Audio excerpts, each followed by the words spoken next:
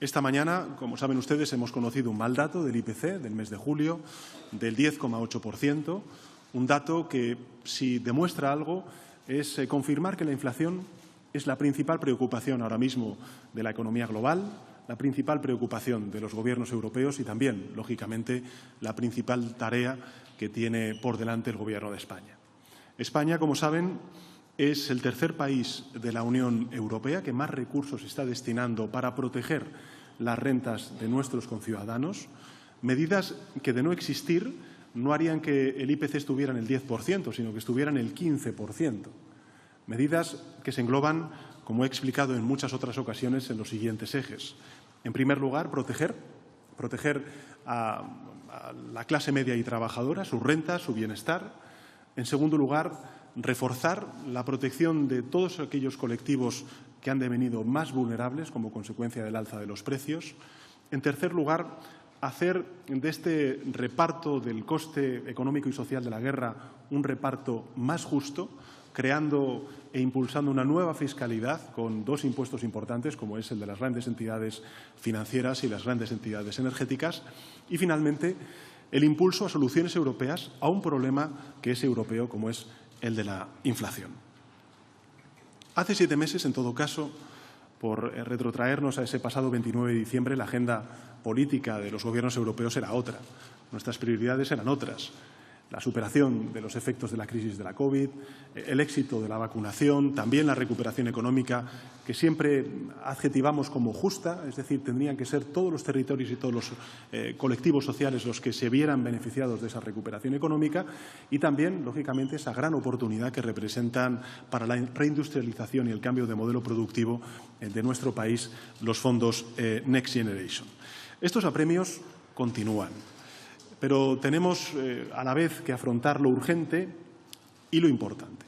Y por eso este Gobierno siempre ha tenido dos prioridades que se pueden sintetizar en dos verbos. Uno, el de proteger a la clase media y trabajadora de nuestro país. Y el segundo, el de avanzar en una agenda de modernización de nuestra economía y del conjunto del país. Desde que empezaron a subir los precios, el Gobierno de España ha movilizado 30.000 millones de euros en ayudas a la clase media trabajadora, a los colectivos vulnerables y a los sectores más afectados directamente por el alza de los precios.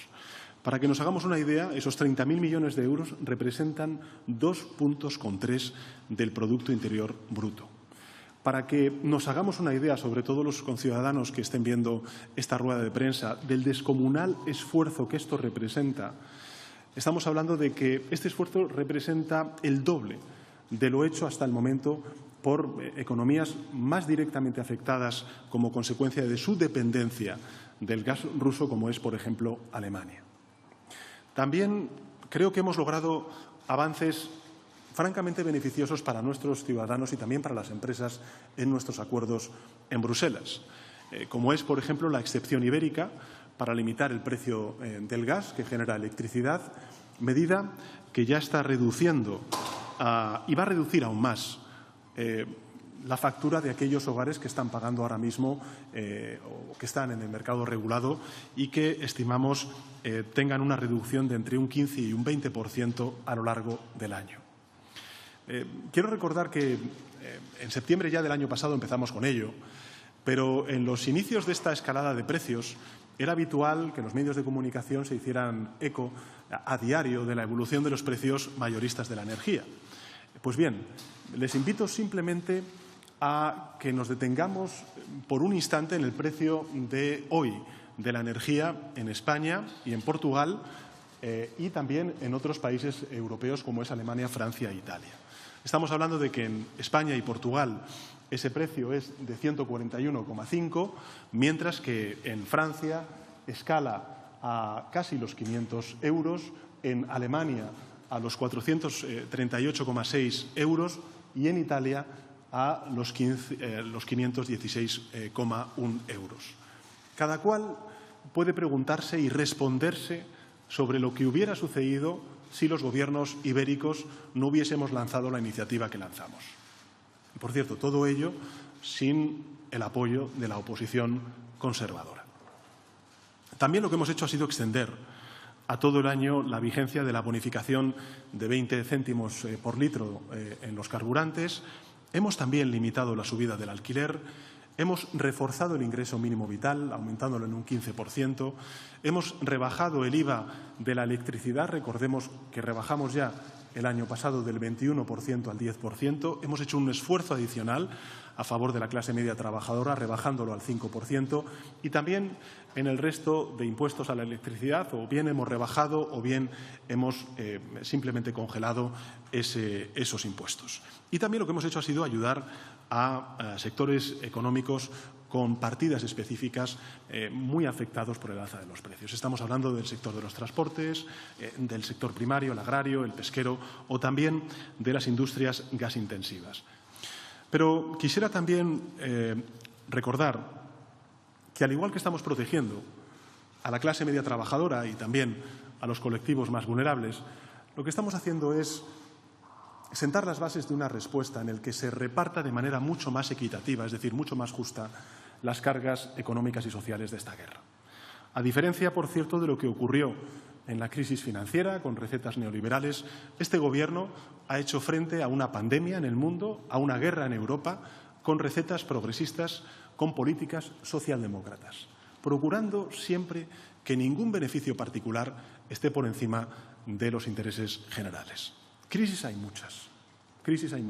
A lo largo de estos últimos 15 años hemos vivido una crisis financiera, la pandemia, ahora la crisis derivada de esta guerra, pero hay solamente dos formas de salir de ellas, como hace 10 años o como ha respondido este Gobierno a la crisis de la COVID y ahora a la guerra de Ucrania.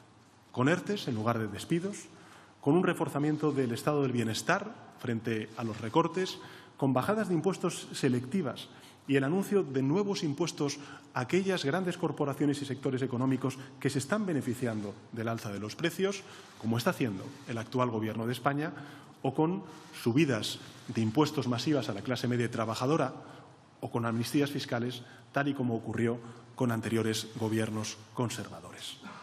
Siempre he defendido que las dificultades de la mayoría no pueden ser las alegrías de una minoría. Y, por tanto, arrimar el hombro no es un eslogan, es una obligación para aquellos sectores y aquellas empresas que particularmente se están beneficiando de esta situación económica. Ayer mismo se registró una proposición de ley en el Congreso de los Diputados para crear un impuesto extraordinario y temporal a beneficios de las grandes compañías energéticas y de las grandes entidades financieras. Lo que hacemos es cumplir con un compromiso que adquirí en el debate del Estado de la Nación con los españoles, porque creo, sinceramente, que las grandes empresas energéticas, que las grandes entidades financieras pueden y deben ayudar al país a salir de esta situación. Exactamente igual que España ayudó a los bancos a salir de la crisis financiera. Y exactamente igual que, por cierto, están haciendo desde hace tiempo otros países europeos con gobiernos de todo signo político, incluso algunos conservadores. Pero, en fin, en España, una vez más, la derecha vota en contra y no solo eso, la oposición conservadora en España se dedica a combatir, yo diría que con ahínco, esta medida que es de justicia social. Y, por tanto, nuevamente invito a todos, a los españoles y españolas que estén siguiendo esta rueda de prensa, a descubrir qué intereses está defendiendo en este punto la oposición de la derecha y la ultraderecha. Porque más allá de estas medidas, el Gobierno ha tratado de responder a esta nueva crisis cuando aún no habíamos salido por completo de la crisis de la COVID-19. Afortunadamente estamos viendo cómo la incidencia acumulada está bajando, ya prácticamente ha desaparecido de los medios de comunicación, de las conversaciones en las barras de bar, cuál es la evolución de la pandemia, y eso tiene mucho que ver, tiene todo que ver con el éxito de la vacunación en nuestro país. Pero a la vez hemos respondido a la crisis de la COVID, vamos a responder a la crisis, por supuesto, de la guerra y estamos cumpliendo con los compromisos adquiridos con los conciudadanos hace algo más de 2 años y medio, cuando tuve ocasión de expresar cuál era la hoja de ruta del Gobierno en el debate de investidura. Esos compromisos tenían y siguen teniendo un objetivo claro, y es lograr que España avance, a diferencia de la parálisis en la que se sumió a nuestro país en los años precedentes con una administración de otro signo político, transformar nuestro país aprovechando las enormes oportunidades que ofrecen estas dos grandes transiciones que estamos viviendo, la transición digital y también la transición ecológica, que es en definitiva en parte muy vinculada con esa transición energética que tenemos que vivir y sobre todo tenemos que asumir como propia después de la guerra y las consecuencias que está teniendo sobre la energía y los precios de la energía, como estamos viendo en el coste de la vida. Vivimos tiempos en los que lo urgente y lo importante se superponen. También se confunden. Antes de que llegara la pandemia, también esta guerra, señalábamos en el debate de investidura que la transición digital era una de las principales prioridades del Gobierno de España. Así lo dije en mi discurso de investidura. La Estrategia España Digital 2025, la Estrategia Nacional de Inteligencia Artificial, el Plan de Conectividad o la Estrategia de Impulso a la tecnología 5G son el mejor ejemplo de la determinación del Gobierno de coalición progresista en esta materia. Entonces llegó la pandemia y se extendió el teletrabajo. Cobró más importancia la cobertura de la banda ancha. Se aceleró la educación online y lo importante, en consecuencia, se convirtió en urgente. Y antes de que llegara la guerra de Ucrania, lo estamos viendo, por ejemplo, en estos meses tan largos de sequía que está sufriendo España o también ahora con los incendios, éramos muy conscientes de que la transición ecológica y, en consecuencia, la transición energética debían ser una prioridad para todos los gobiernos. Y así lo pueden comprobar en los medios de comunicación y los españoles y españolas si recuperan ese discurso de investidura que hice ya hace más de 2 años. ¿Qué es lo que hicimos como consecuencia de ese compromiso con la transición energética y la transformación ecológica? Bueno, pues eliminamos el impuesto al sol, que lo que ha hecho ha sido aumentar en más de 200% el autoconsumo en nuestro país. Aprobamos el marco estratégico de energía y clima, que en definitiva es la hoja de ruta para esa transición ecológica. Aprobamos la primera ley de la historia de la democracia de cambio climático y de transición energética. Aprobamos también un Plan Nacional Integrado de Energía y Clima, que ha sido calificado por la Comisión Europea como uno de los más ambiciosos y más técnicamente solventes de todos los Estados miembros presentados. Aprobamos también una ley de economía circular y también una estrategia para la gestión del agua frente al cambio climático. Eso lo hicimos antes incluso de que llegara la guerra. Pero llegó la guerra en Ucrania y, una vez más, lo importante se convirtió en urgente. Y, por tanto, la reforma del mercado energético, la apuesta por las energías renovables, la reducción de la dependencia de los combustibles fósiles se ha convertido no en algo importante para hacer frente a la emergencia climática, sino en algo urgente para reforzar nuestra autonomía estratégica y aumentar nuestra independencia energética. La guerra de Ucrania está siendo para la transición energética lo que fue la pandemia para la transición digital, un acelerador poderoso, una revelación para muchos de un asunto que hasta ahora parecía, bueno, pues cosa de un círculo cerrado de expertos, de científicos, de personas inquietas y comprometidas con el planeta, con el medio ambiente. La era digital venía antes de la pandemia, pero la pandemia lógicamente lo aceleró, como lo hemos visto en nuestro día a día. La transición a un mundo independiente de energías fósiles ya venía de antes de la guerra de Ucrania. Era uno de los deberes primordiales del mundo, de Europa y singularmente de España. Recordemos aquella desafortunada expresión del primo, ¿no? Pero ahora es imposible volver a dar la espalda a ese futuro que ya es presente. Y por eso quiero trasladar a los españoles y españolas que el Gobierno está decidido y determinado a que España avance en la transformación digital y en la transición ecológica. Y además hacerlo desde una perspectiva de justicia social y de cohesión territorial. En todo caso, volviendo al presente inmediato, ahora Europa vive bajo la amenaza del corte del gas proveniente de Putin. Y una vez más, Europa está respondiendo con unidad y con solidaridad entre los Estados miembros. El Gobierno de España ha defendido una contribución justa, como saben ustedes, a lo largo de estos últimos días, acorde con las circunstancias de cada uno de los Estados miembros. Nosotros, me han escuchado decirlo en muchas ocasiones, los españoles estamos poniendo a disposición de Europa, de los hermanos europeos, toda nuestra capacidad de regasificación para exportar metaneros, gas natural licuado y, por tanto, hacer frente a una reducción obligatoria de la dependencia del gas ruso por parte de economías muy importantes para Europa y que son altamente dependientes de ese país.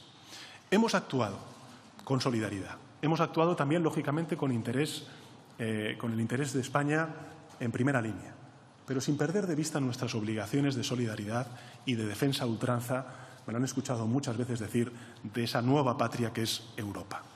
Desde hace más de un año el Gobierno de España viene trabajando intensamente en Europa con propuestas en el ámbito energético, propuestas que me gustaría fueran reconocidas también por la oposición como propuestas que se han ido abriendo camino y han sido asumidas no solamente por las instituciones comunitarias, sino también por otros muchos gobiernos.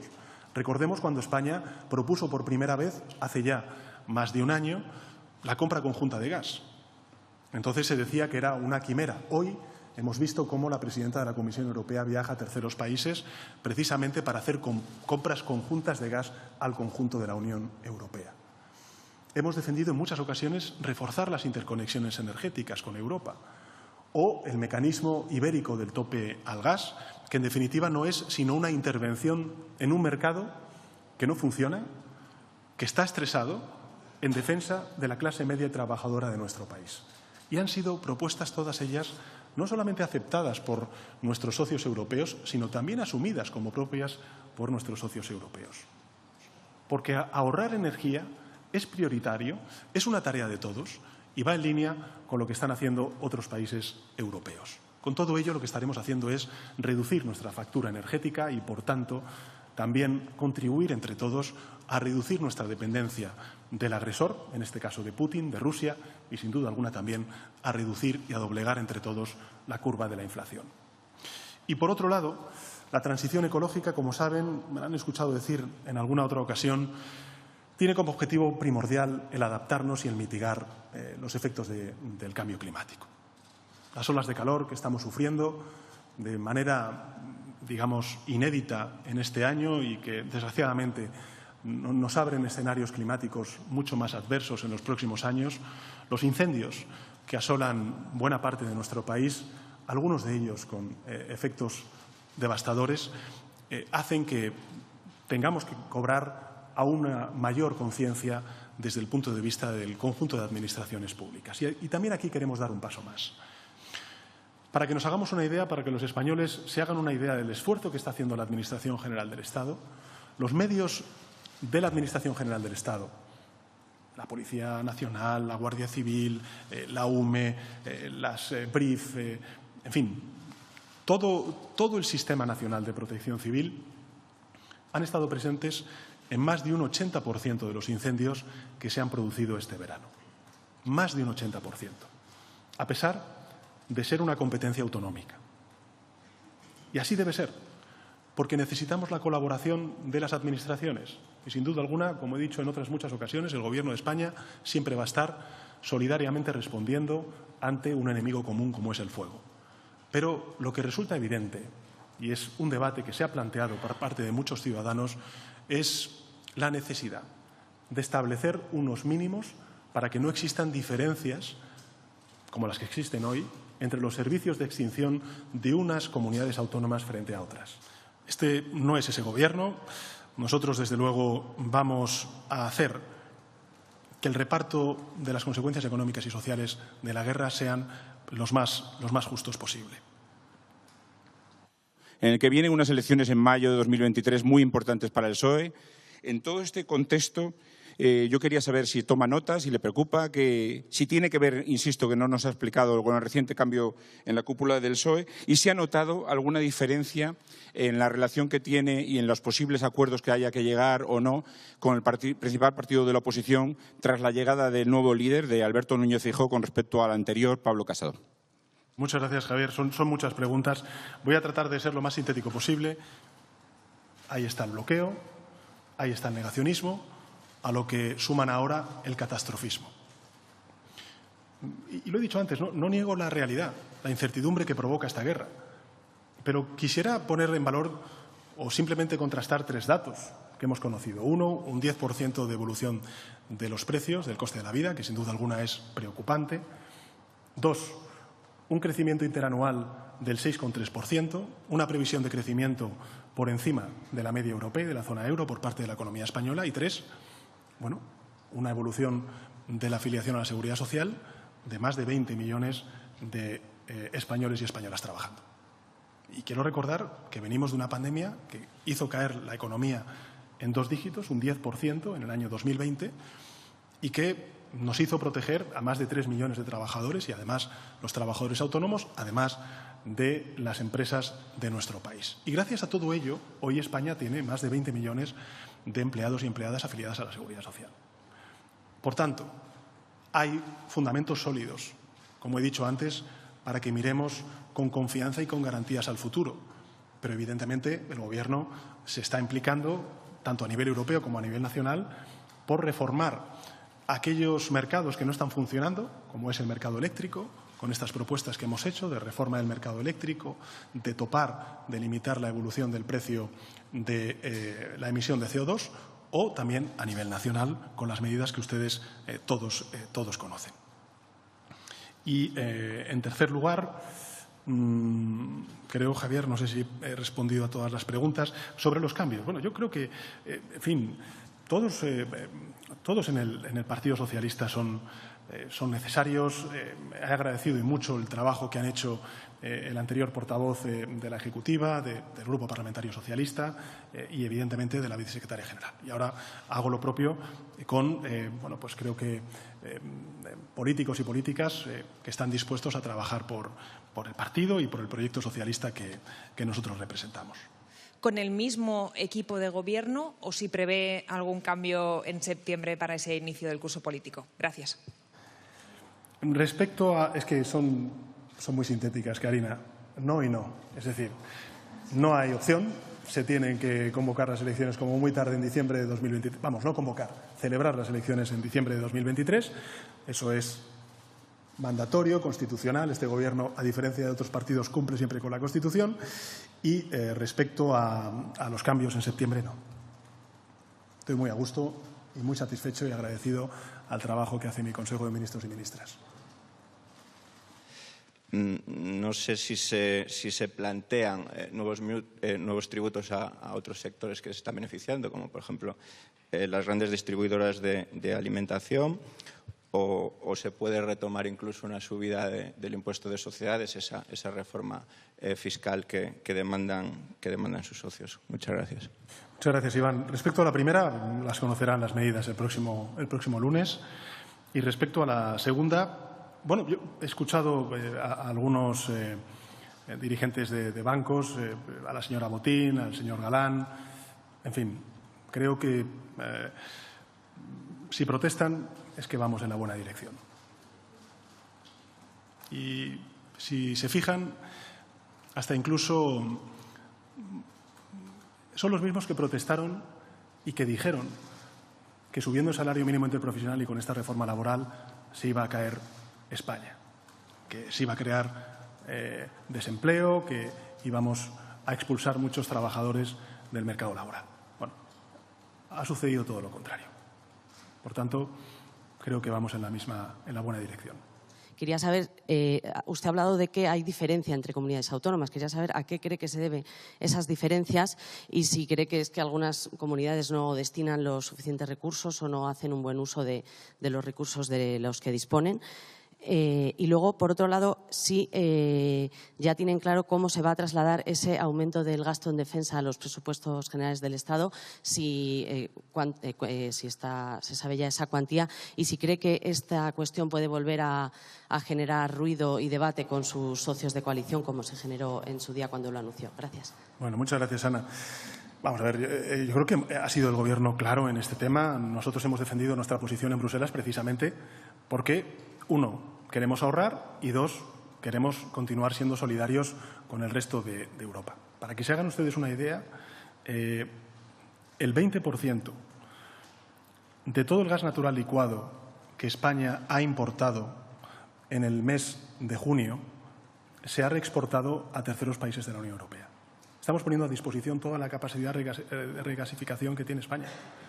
En España se concentra el 30% de la capacidad de regasificación de toda Europa. Y eso es como consecuencia de ser una isla energética, de que los españoles, a lo mejor, bueno, no somos conscientes, pero a lo largo de estas décadas hemos pagado 3.500 millones de euros. Lo repito, 3.500 millones de euros de nuestro bolsillo para tener estas capacidades de regasificación, para garantizar un suministro energético antes de la guerra, que ahora ponemos a disposición del resto de países europeos. Por tanto, lo que hemos hecho ha sido defender nuestra posición precisamente para que no se produzcan esos cortes de suministro ni a la industria ni, por supuesto, tampoco a las familias. Cuestión distinta es que tenemos que ahorrar un 7% y que ahí tenemos que vernos involucrados todos. El Gobierno de España, las comunidades autónomas, los ayuntamientos, las diputaciones provinciales, las empresas, todos los sectores. Porque además va a ser positivo, vamos a pagar menos factura de la luz, menos energía. Y esto creo que puede ser muy positivo también para el bolsillo de nuestros conciudadanos y también para la evolución de la inflación.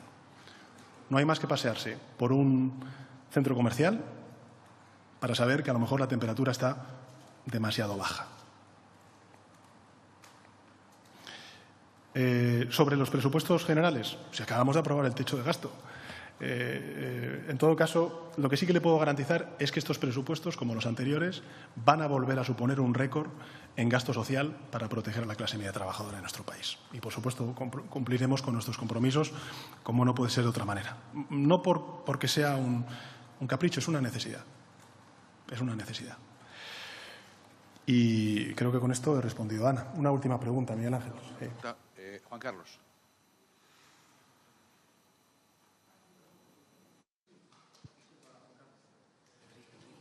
Cuidado, he escuchado a alguien decir lo de los incendios. Lo he dicho antes, es el 80%. Yo lo planteé ayer a los presidentes autonómicos que tuve ocasión de poderme reunir con ellos, que la emergencia climática ha cambiado. Ha cambiado nuestra forma de prevenir y de luchar contra los incendios. No hay más que hablar con la gente que vive en las localidades que han sufrido estos incendios o incluso también con las BRIF o con la UME. Es evidente que ha cambiado la emergencia climática nuestra tarea de prevenir y de luchar y de extinguir los incendios. ¿Eso qué significa? Eso significa, a mi juicio, que los planes de prevención y de extinción de incendios no pueden durar ya 5 meses ni 4 meses. Tendrán que durar 12 meses. Y eso exigirá, como lo está haciendo por parte de la Administración General del Estado, aumentar capacidades, como estamos haciendo, que ponemos a disposición de las comunidades autónomas, lo he dicho antes, de todos los incendios que se han producido este año, en el 80% ha participado la Administración General del Estado, la UME, la BRIF, en fin, todo el Sistema Nacional de Protección Civil. Por tanto, creo que lo que es importante es que homogeneicemos capacidades por parte de todas las comunidades autónomas. Me gustaría saber qué valoración hace de la relación que mantiene con la Generalitat de Cataluña tras la nueva reunión de la mesa de diálogo, que ya ha llegado a unos acuerdos marco concretos. Si da por definitivamente superados las turbulencias que provocaron una crisis de relaciones con la Generalitat. Y en último extremo, ¿qué horizonte ve para esta mesa? ¿Hasta dónde cree que puede o que va a llegar a esta mesa? Gracias. Bueno, muchas gracias, Juan Carlos, por sus preguntas. En relación con la última de las preguntas, yo creo que mientras, y no lo digo por criticar, es simplemente un pronunciamiento político, mientras haya un gobierno progresista, creo que habrá un gobierno en Madrid con voluntad de dialogar con su contraparte en Cataluña. Se habla mucho de las encuestas. Antes el representante Javier del País ha hecho referencia a las encuestas. Ayer hubo una muy buena encuesta, y no porque diera al Partido de los Socialistas Catalanes primera fuerza, sino porque decía que el 52% de la sociedad catalana está en contra de la independencia. Y yo creo que esto tiene algo que ver. Todo que ver con una sociedad catalana que está harta del conflicto, que lo que quiere es superar ese conflicto y lo que quiere es volver a reencontrarse con la otra parte de catalanes y también con el resto de hermanos que tienen en el conjunto de España. Pero creo que también dice algo de aquellas formaciones políticas que estamos apostando por el diálogo.